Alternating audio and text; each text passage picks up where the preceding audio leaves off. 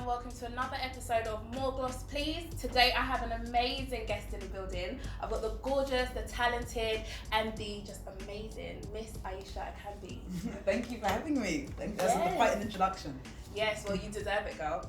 First of all, I know a little bit more about you, but I want my audience to know what it is that you actually do. Okay, you know what, every day that's getting so much harder to define, but if I could put it into a few words or sentences, I'm a fashion stylist. So most people know me for being a fashion stylist. I generally work in music more than, let's say, magazines and things like that. So I work with like clients, or have done over the years with people like Labyrinth, Craig David, Rich 32. Wait, hang on, wait. You've worked with who? Come again? Oh, yeah. Girl. So I started with Labyrinth. So actually that's how my career started. So Labyrinth was actually my first client. And that was back in maybe 2010. Pass Out was the That's first. That's not fair. That's like a head start a little bit. Labyrinth was a huge artist a few years ago. Yeah, That's an amazing start. And I knew him before he was famous, before he was like an artist in the public eye, should I say. But he's always been an artist. And so he was the first client and, he got signed. And that was how record labels got to know a bit about me. And from there, I kind of kept going. The first video I ever worked on was Pass Out with Tiny Temper as well, and Labyrinth. So it kind of all went from there. That was a really big song for that moment. I think it really helped kickstart the wave or the new resurgence of like black music in the UK. So yeah, it kind of went through there. So from there, at some points I've worked with most black males in the industry. What do you think is the reason you've been able to go so far? Because of course you can be put in a great situation, but not everyone knows how to flip it and make it something amazing. What do you think you did to like get to where you are now? Well, I think I've always been interested in style. So even before I became a stylist, for me, it wasn't necessarily about fashion. And when I mean that, I wasn't necessarily dictated by brands and by whatever, let's say, Vogue says is cool or GQ says is cool or Elle magazine. I was always interested in the psychology of fashion and what clothing says about you and why you want it to say those things about you. And so, I've always... What's the psychology of fashion? What I mean is like, everybody wears what they wear for a certain reason. And when I say that, even if that reason is unconscious, but we kind of fall into style tribes. You have some guys who are only comfortable in tracksuits. You have some women who are a lot more feminine than others. And I think all of these things are our ways of kind of communicating our identity, or sometimes that is communicating maybe like what music we listen to or where we want to be when we're older. You've got some girls who are like really quite formal and they always wear like something like a play on a suit, and a lot of the times those women have high aspirations to be financially successful, in a certain world and things like that. And so, I was just always interested in what clothes were speaking about, and I've always had a point of view. I feel like right now, your outfit is speaking languages to me, So can you tell me a little bit about what you're wearing? Because I'm getting like, I don't know, like cool prison vibes. Okay, it's a bit prison chic-y. You know what? Considering it's an orange jumpsuit, I didn't actually see that until I put it on this morning, and I was like, oh wow, this is very much orange is the new black. But I think I quite like uniforms, or I like to play on uniforms. I think... What kind of uniform outfits have you done? All kinds, like sometimes like I've had outfits that make me look like I'm a fisher. I've had outfits that make me look like I work at like Royal Mail. I just really kind of, I don't know what it is, like the sort of the style tribe that this fits into, I guess, is called workwear. And so workwear is, things like overalls, boiler suits. It's very like utility. I like functional clothing. So this is my functional prison chic look. Okay, well, I love that. Well, you know what? You said that you started out your career, and a lot of your career has been styling men in the industry. But you're currently styling one of like my favourite artists at the moment, Koffee, and she's just, she's killing it right now. Yeah. What's that like? I mean, honestly, Koffee is such a dream to work with. She really is, everything that you can detect from her music is truly what she embodies. So she's really wise, considering she's only like 19, and I met her when she was... Hang on, she's 19 years old. I mean, I feel ashamed sometimes. She's 19. I'm like, can be like Mahoney at this point. Right, so like I met her when she was 18. Yeah, her first single that kind of put her on the map came out when she was 18. And she really is, you know, considering I work with adults, I work with people of all kinds of ages, she's really one of the wisest people that I've ever worked with. She's full of integrity. Like, why do you think that is though? I think, you know, when you're, you know, she's not from the world that we're from, you know, she's grown up in Jamaica, Spanish Town from what I remember. And I think when you're not from places like England or let's say America where, you know, you're kind of in the lap of convenience all the time, I think it gives you a different perspective on the world, and you know, and her first single, you know, is all about being grateful, and I think that's what I love about her the most. Like, she seems so humble. Oh, she really is. She really, really, really is. Honestly, she's a dream and one of the wisest, and I'm really happy for her success, and even the type of girl she is and the way that she represents herself. You know, it's not about like selling typical images of what it means to be like a young woman. You know, she's very, you know, she's just very herself, and that's things that I can relate to. I love that. Well, you know what? More than people knowing you for styling or, you know, killing it in the game that you're in, I think people also know you a lot for your opinions. And you're on a platform that I'm very scared of, and I'm not scared to admit it. I'm shook, is the word. I'm shook of Twitter. Like, I'm not gonna lie to you. So why is it that you're shook of Twitter, do you think? I just feel like Twitter's like, when I think of Twitter, I just think loads of sharks in the sea, and I'm just standing here trying to be cute. And I'm scared to go in there because I feel like people literally bite my head off if I say or do anything that they don't like. So I think that's where my fear comes from. But I respect you and I rate you a lot because I feel like you're very opinionated, you're not scared to say it how it is, and it's good. But can you talk to me a little bit about stuff that you're doing outside of styling? So yeah, these days I'm doing a lot of things, you know. I'm having meetings with a lot of production companies about various documentary ideas.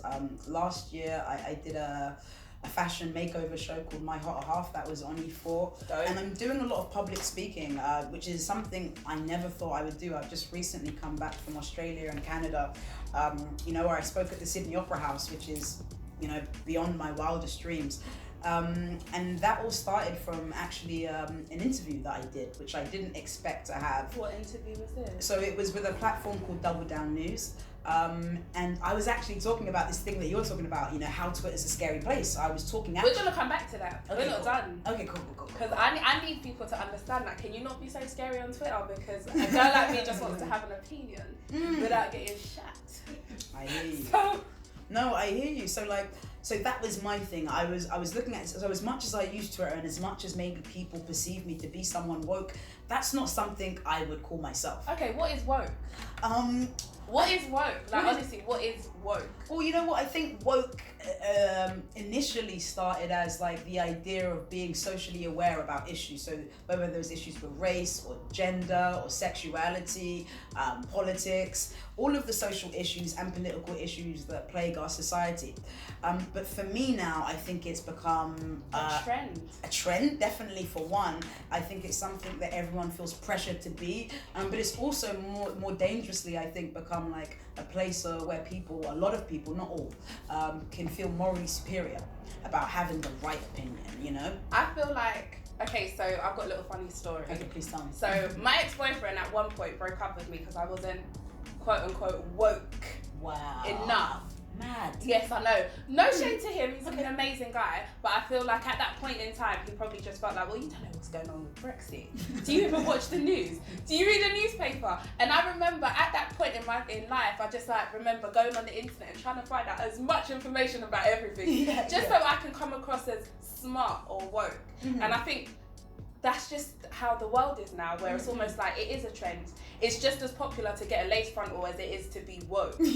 But woke should be something that you just are, like, or that's something that you're genuinely passionate about. So why do you say you're not woke? Because you seem woke as hell, but you're not trying to claim no kind of wokeness. No, I think I'm interested.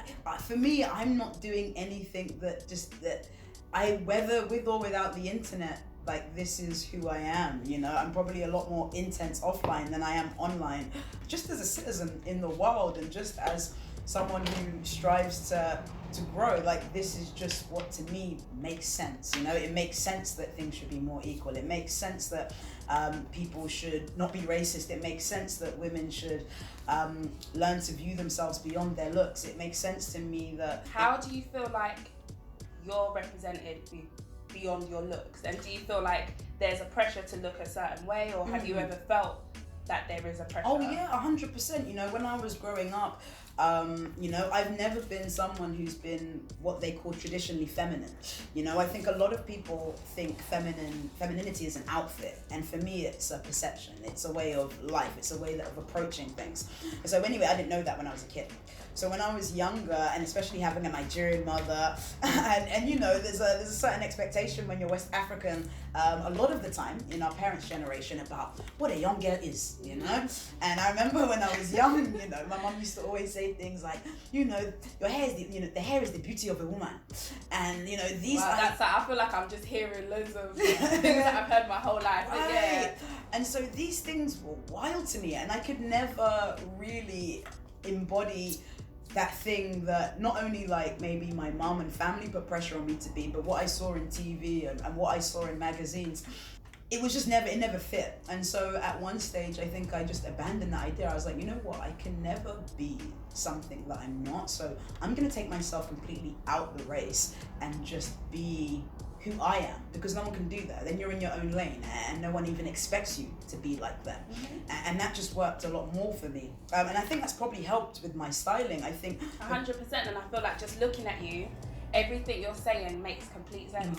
Like you look like you're so sure of yourself. Like, I mean, we have our days. No, 100%. But I feel like what I'm looking at now isn't anything that I've seen on trend or anything that every girl on Instagram is doing at the moment. You're you. Do you know what I mean? And I feel like sometimes we look at our experiences and we think, oh, I'm so different, and you know, I'm not accepted anywhere. But that's kind of like the reason why you are who you are now. So are you grateful for those experiences that you had? 100%. I don't regret anything much about my childhood, especially the hard parts of it, because that was all character building, and that's helped me emphasize with other people, you know, 100%. Rather than to dismiss people for not feeling the same way as I do. You know, I have to remember, even when people have certain expectations of what a woman should look like or an African girl should look like, I have to remember their experiences and what they've been taught, and the time in which they came to this country, and you know how assimilation and fitting in was important. And we're in a generation where we don't have to fit in.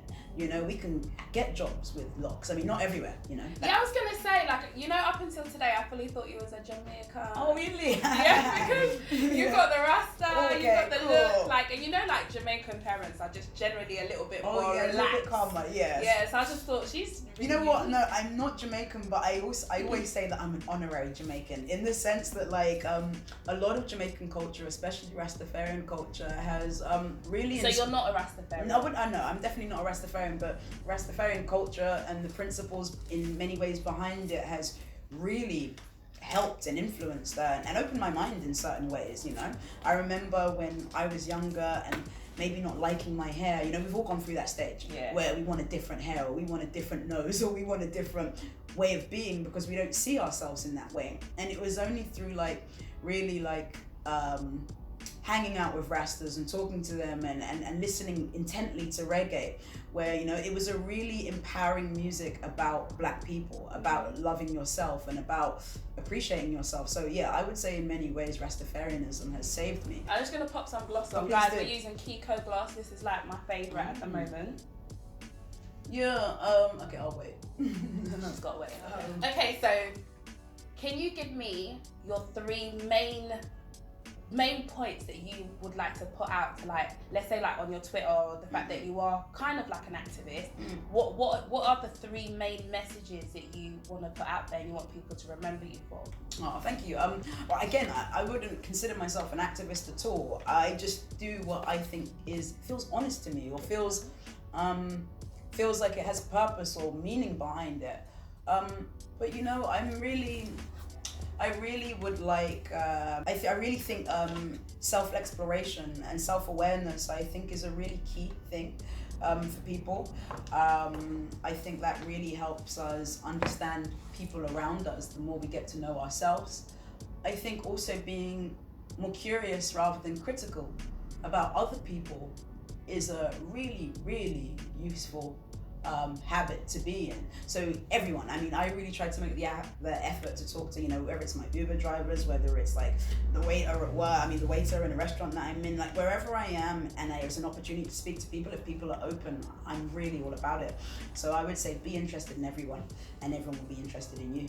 I love. Did you hear that? Let me repeat. Be interested in everyone, and everyone will be interested in you. That's powerful, because we sleep on a lot of people, forgetting that those are still our audience, and you can take something from anyone, I guess. Yeah, for sure.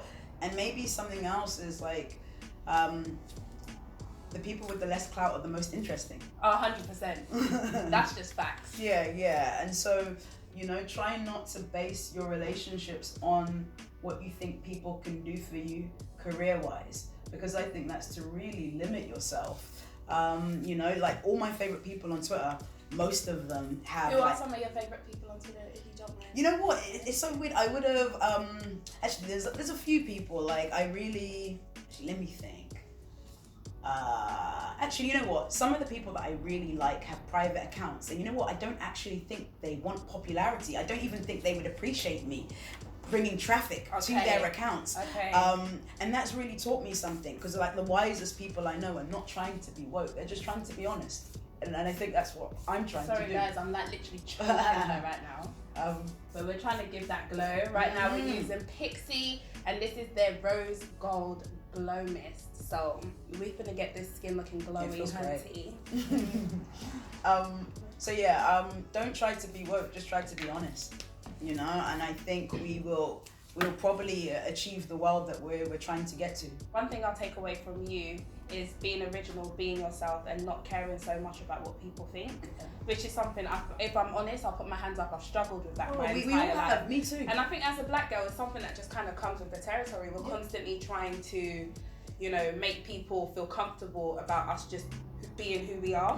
And it's really hard, but I think like it's so important for me to bring people here that, and I've said it before about every guest, and I'll continue to say it, who inspire me. And I think your journey is extremely inspirational. Your style is inspirational, just the fact that you're just you.